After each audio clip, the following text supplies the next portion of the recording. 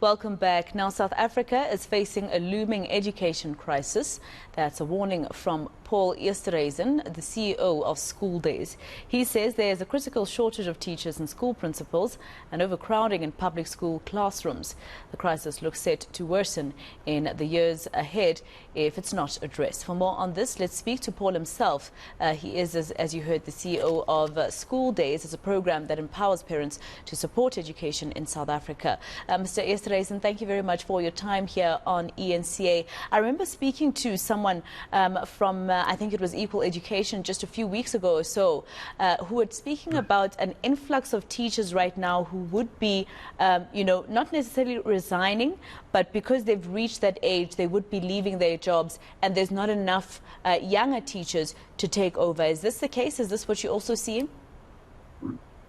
Well, Masejo, yes, thank you, and good to have all your viewers watching this afternoon already. Interesting that you point to the fact that we don't have enough teachers coming through. Yeah. There's some critical research that's been delivered by the Teacher Demographic Dividend Project, which Stellenbosch University commissioned a year ago and will run for 3 years, is that they've done some deep diving into understanding exactly what's going on. And ironically, we actually do have enough teachers. The universities are producing adequate numbers of teachers, but what we don't have is the provincial education increase in budgets to be able to accommodate those teachers and let them actually come into the classrooms. So we're not employing enough teachers. There's an availability. There really is. All right. So it looks like it's the case that we've seen with government reneging on public servants' salaries. So it obviously boils down to them not having enough money. But I also thought, maybe it has to do with, besides the fact that there are teachers who are retiring and new teachers needed to take over from there, there's a lot of young people who don't see teaching as that much of a cool job anymore. Is this what you're also seeing, or am I being too cynical about it?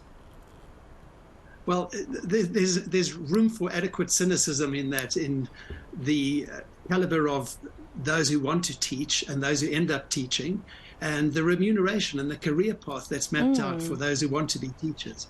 Because we're living in an environment where the youth of today are all about the instant reward, let me earn, I can make so much money, and there's this absolute ability to say, I can make a lot of money. So the real calling that we have to teachers to say, get in and have a career path here is dependent on a number of variables. And it's interesting to see that there is capacity to take teachers on board, and schools need to find budget.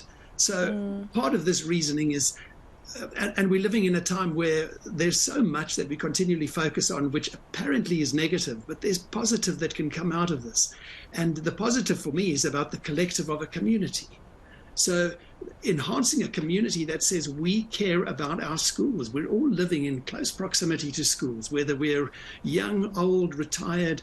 The fact is, we will have more than 15 million children in the school education system next year, from grades RRR right through to matric.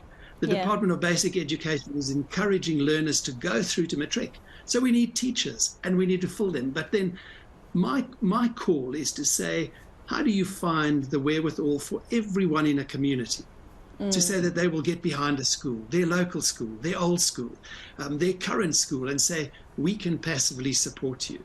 And that's what we've done in School-days. We've built a platform that says, how do we collectively draw the communities together to say your small contributions will go a long way towards employing teachers and giving schools the wherewithal to increase their learner to teacher ratios. So currently, Masejo, in a classroom, we've got, the paid for ratio used to be 25, 26, 27 learners for one teacher. Yeah. And right now we're staring at 30 learners for every one teacher. And the size of classrooms means you've got 30 kids in a class, and many of these schools have more than 30 children in it. starts. Well, Mr. We need more teachers. Esterhuizen, you know, there's more. You know, in the rural areas, for instance, and in some instances, townships, you find that there's 60 to 1 or 40 to 1. So, you know, 30 to 1 being the dream is one thing, but you find schools where, you know, I think somewhere in Limpopo, I had a colleague cover a story where it was 80 to 1. So when you look at that and you speak about how young people of these days want the quick fix of, you know, I'm going to make it in society, I'm going to have all my material things, etc. Even if you do train these teachers, like you said, Stellenbosch University has found South Africa actually trains a lot of teachers. Most of them would want to be employed in areas such as Gauteng, and even then maybe in the suburbs of Gauteng and in the suburbs of the Western Cape, leaving the rural areas and townships basically with nothing. So the inequalities that we do have are radical. In fact, they're quite frightening, because of the fact that we do have these rural schools, and you quote numbers of 80. I've heard instances of 200 children sitting with one teacher attempting to teach them, let alone understanding that they're all of different ages in that classroom. So there's got to, you know, where does this all start?